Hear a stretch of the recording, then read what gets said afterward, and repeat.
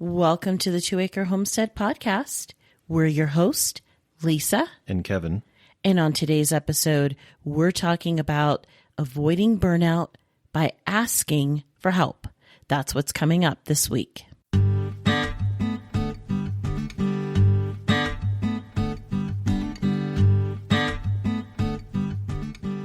Welcome to the 2 Acre Homestead. Come along with us on our journey from a small suburban homestead lifestyle to our new lifestyle, homesteading in the rural countryside of southern Arizona.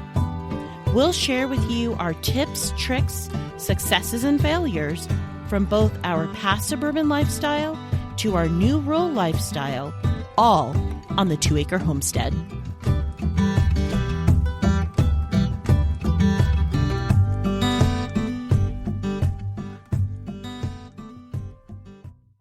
Well, welcome back. Today's going to be a good one. I'm really excited to keep digging into this topic, avoiding burnout. And today we're talking about avoiding burnout by asking for help on the homestead. But first, as we always do, what have you been up to? Pretty much the same as last week. So last week I was harvesting green beans. I'm still doing the same thing. Harvesting lots of flowers like my zinnias and so forth. And really, honestly, I'm just trying to keep the garden alive at this point. The weather has been so hot, so miserable. And then on the inside of the house, because it's so hot outside, everybody's got cabin fever. And when I say everybody, I mean really the kids. They've got cabin fever because they're stuck inside for most of the day. 'Cause usually we'll let them play outside, and usually, we'll have them play at this point, 7:30 in the morning, 7:30, they're outside playing, and we usually will let them play until about 10 o'clock, because by the time 10 o'clock comes, it's just too hot to be out there. Even in the water and everything, it's just so trying to keep everybody happy and satisfied, both in the gardens, animals, and the kids, just because it's so hot. Yeah, it's terrible. This year's been, the worst for the heat, and we're kind of sort of getting into that monsoon, but not really. Mm-hmm. So we're not getting that relief here.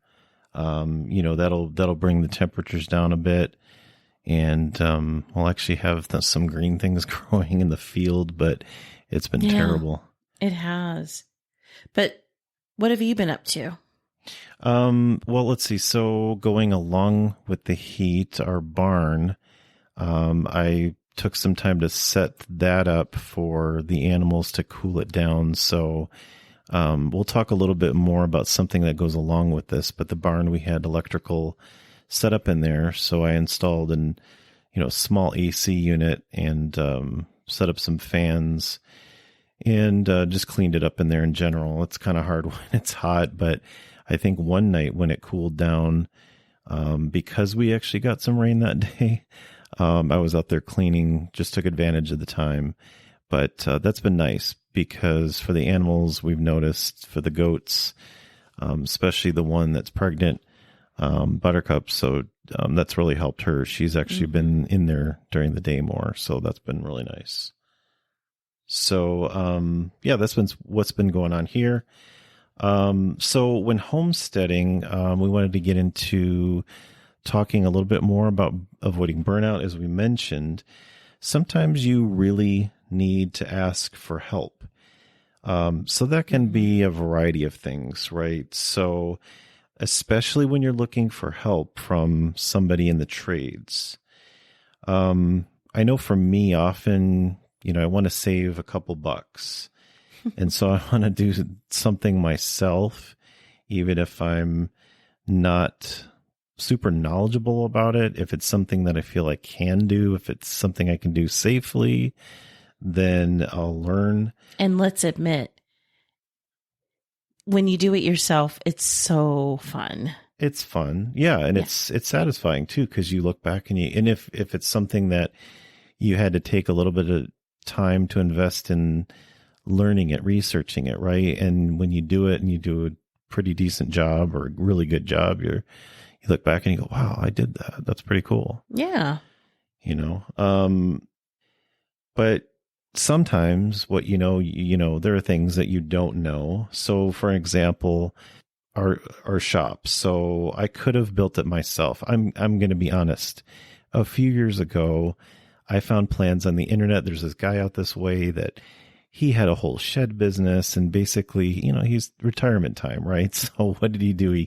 He basically put his knowledge into plans. So pretty much any size shop, any type of roof you want, like, I like gable roofs. Barn roofs are cool because you get extra storage up there. But anyway, I've had these dreams for years of building my own shed or building my own shop.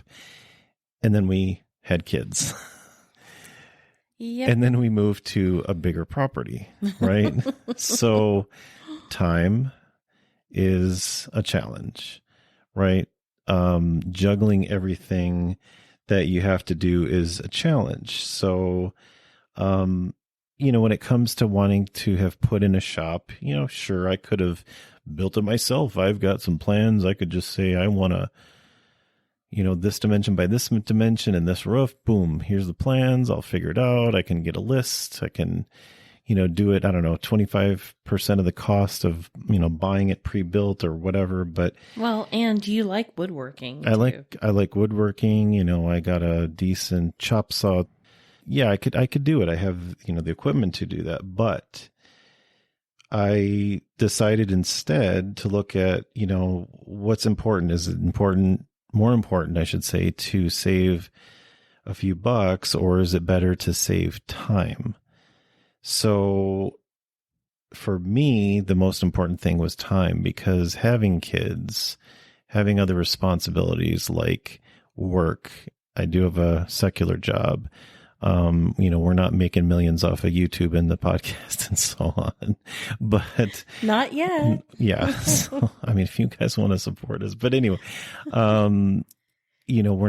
we're not in that situation, but also we have spiritual activities. So, there's a lot to balance. And of course, with the kids, they're continuing to grow, teaching them, taking time to get down on their level, be goofy, play with them. And, they like that, and that's good for them. But so for me, time was important. So I asked myself, how much time would that really take me away from the family and those other activities that are very important, right?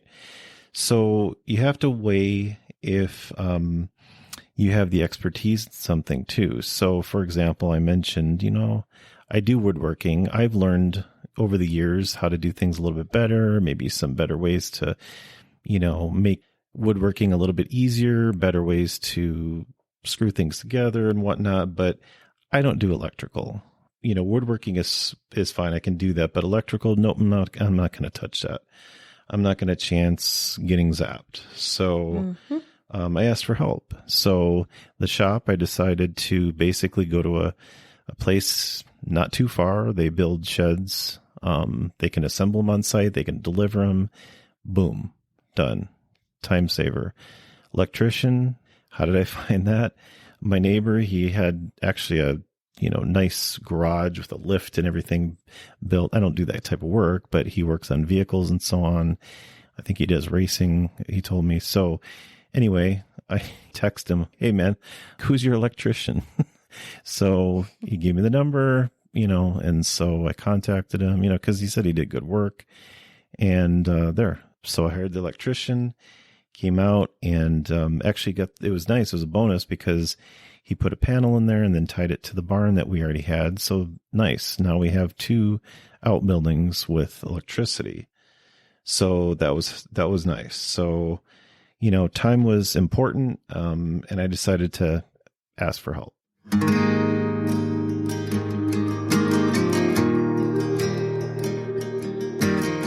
Do you love seafood? I do. I was raised on seafood. My dad would deep sea fish every month, and as the years have gone by, I've struggled to find that same crisp, fresh tasting seafood. That is until now. Wild Alaskan Company brings sustainably caught fish off the coast of Alaska straight to your door. You'll get things like rockfish, halibut, coho salmon, cold smoked salmon, and so much more. So head on over to wildalaskancompany.com, and when you go to checkout, use the coupon code 2ACRE, that's TWRE, for $25 off your first order. So again, that's wildalaskancompany.com. Use the coupon code 2ACRE for $25 off your first order.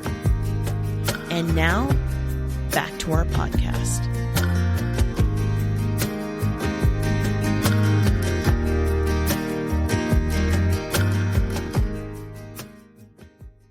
And there are two things, just as a side note, there's two things that your wife will not let you do.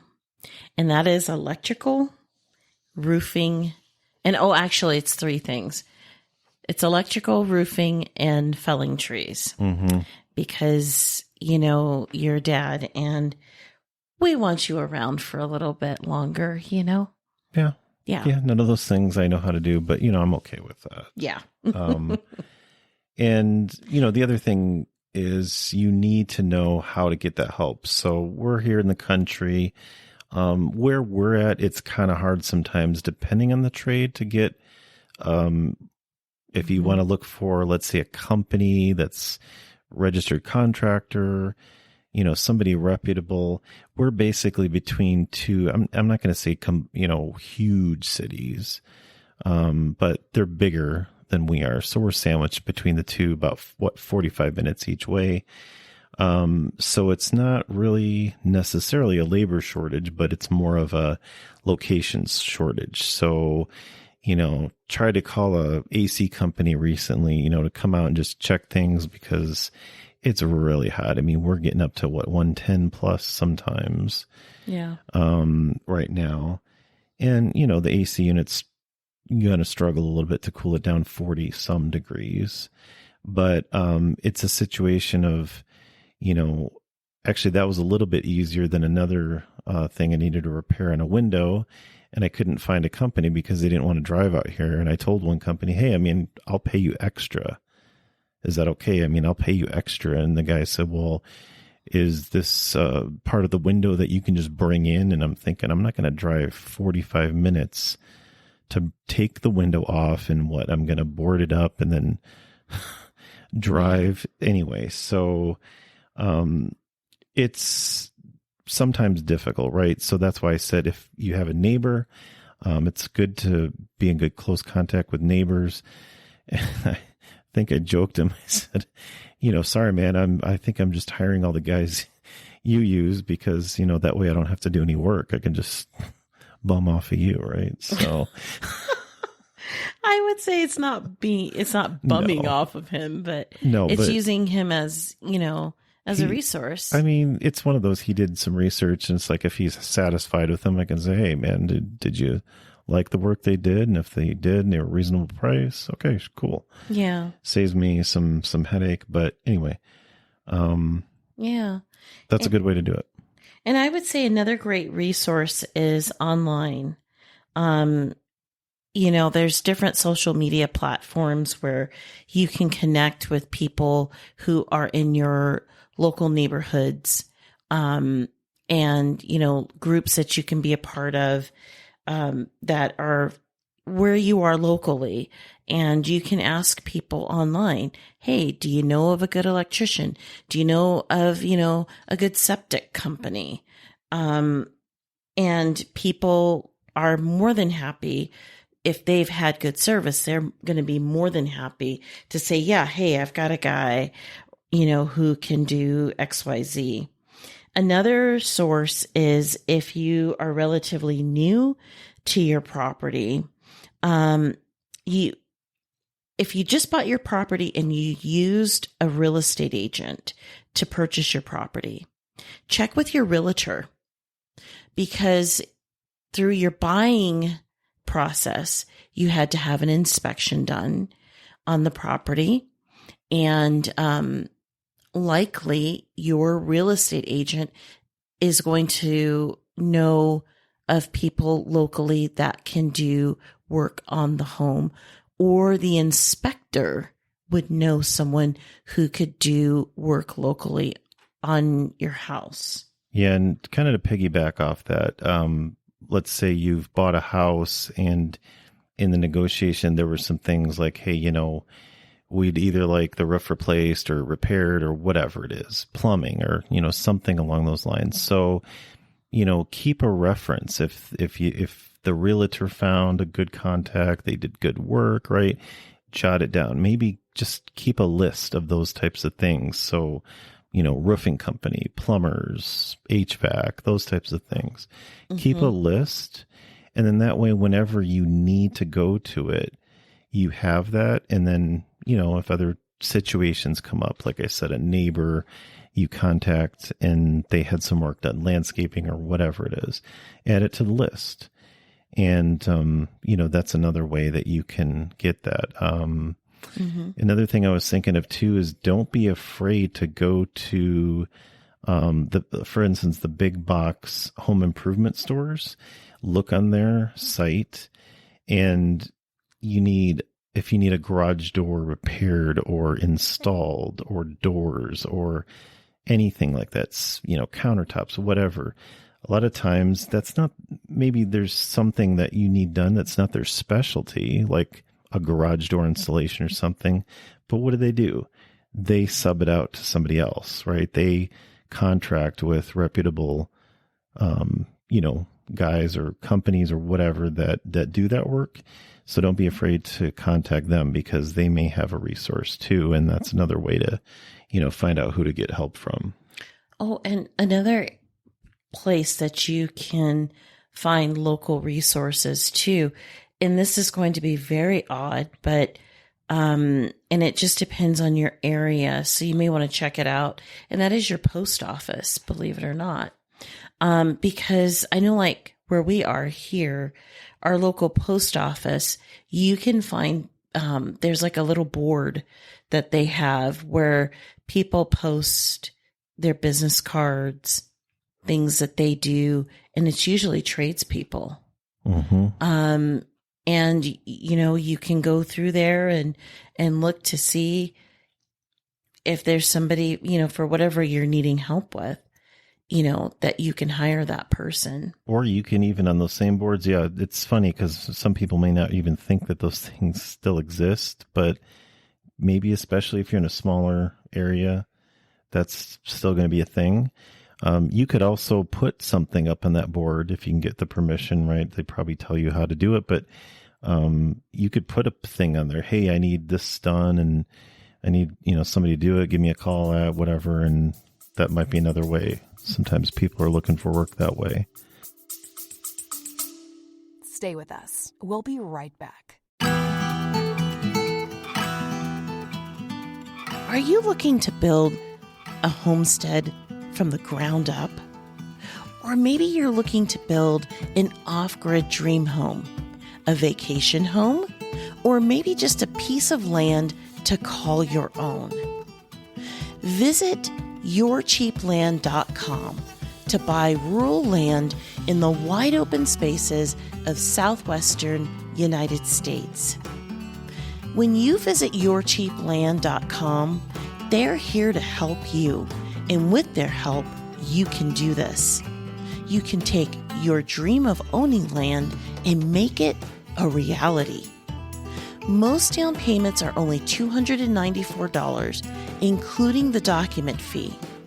Remember, everyone qualifies for financing at yourcheapland.com. Head on over to yourcheapland.com and start making those dreams come true. And now, back to our podcast.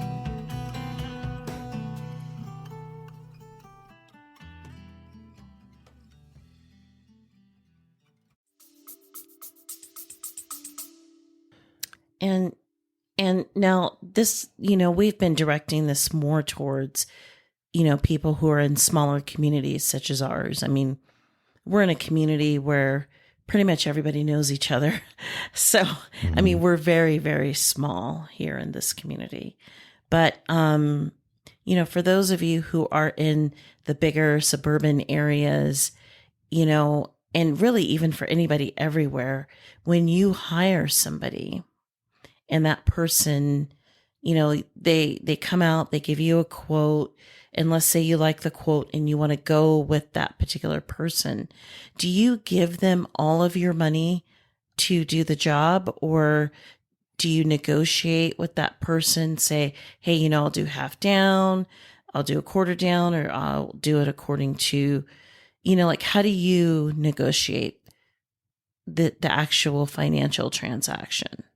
Oh, when I've worked with tradespeople, honestly, it kind of depends on the person, but typically what I see, if you're working with a company or like the electrician, it was just a couple of guys, but he has a company and he does a lot of work in the area and the surrounding areas. Typically, it seems to be half down. That's just kind of their standard practice. It's half down, and then basically, you pay the rest when they're done. And that seems to be standard. So that seems to be fine. There doesn't seem to be negotiation when it comes to that. Okay. So, which, it makes sense. I mean, you think about it, like to do the shop, for example, they needed to buy supplies, to get going and so on. And it helps them. So that's fine. Okay. It's reasonable to me. Okay. Yeah. So, and then another way too is I was just thinking, talk to people. Don't be afraid if you go to even a smaller hardware store or, I don't know, your Tractor Supply type of place or whatever. Just, if you get to kind of know some of these people, ask them, hey, I just wondered, do you know anybody who does this type of work? Because I'm having trouble or I'm not sure where to look. And, those people, maybe they've had work done or maybe they've heard of individuals, they know somebody. That's another way. So there's a lot of good resources. Yeah. To ask. So it seems, for sticking to our topic for this season, which is avoiding burnout, when you're considering, there's a lot of things that you need to do when you're on a homestead, and when you're considering a project, it really does. It's a really good thing if you can sit down and decide, is this something that I can do myself, or do I have to bring in help? And if I bring in help, what kind of help, what kind of tradesperson am I looking at? What's their availability? How do I get that help? And then you also want to know, how much are you going to put down? Try to negotiate a price if you can.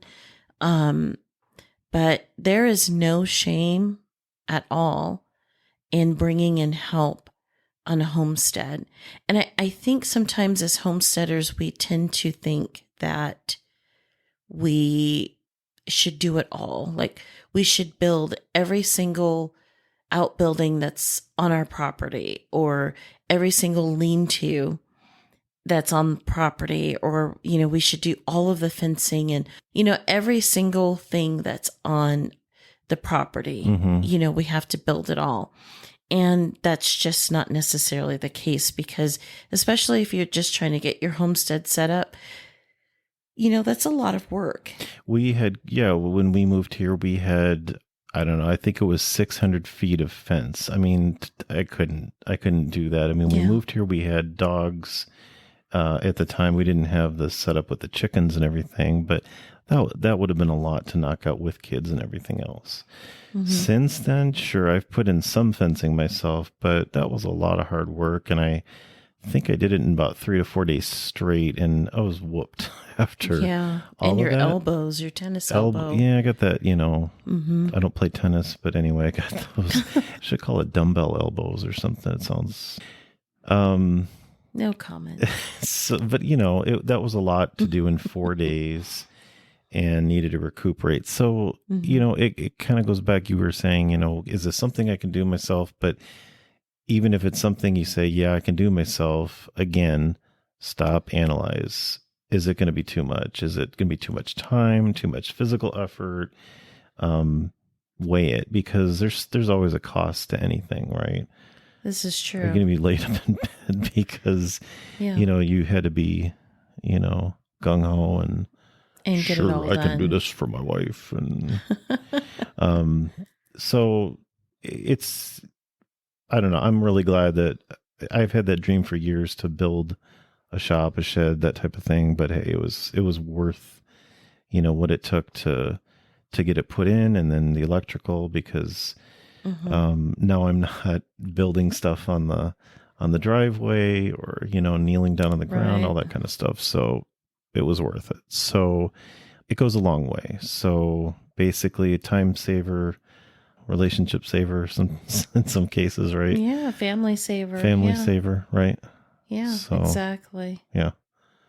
So, hey, I just wanted to, say I think this is a really good topic that we've been continuing to talk about. And we'll have more as the season goes on, right? Yep, but we have 4 more weeks of this season, just to give you guys a heads up. Apparently there's a lot of ways to burn out. There are. Well, we're really trying to focus on not burning out. And so, yeah, we've got 3 more weeks of talking about burnout. And then the last week of this season, which is the last week of August, we want to hear from you all. What are your questions? We're going to be doing a question and answer. So shoot us a direct message on Instagram. Our Instagram handle is at the 2 acre homestead, sorry. And direct message us, ask us your questions, and we will do our best to answer them on that particular episode. That sounds good. And just to mention this too, if you listen to us on Apple Podcasts or Spotify, or we're on all those major platforms, be sure to look at the show notes for the episode you're listening to. You can get the contact information there, our web address. You can also, just wanted to mention this, I've put this in the last few episodes and I'll put it on this one.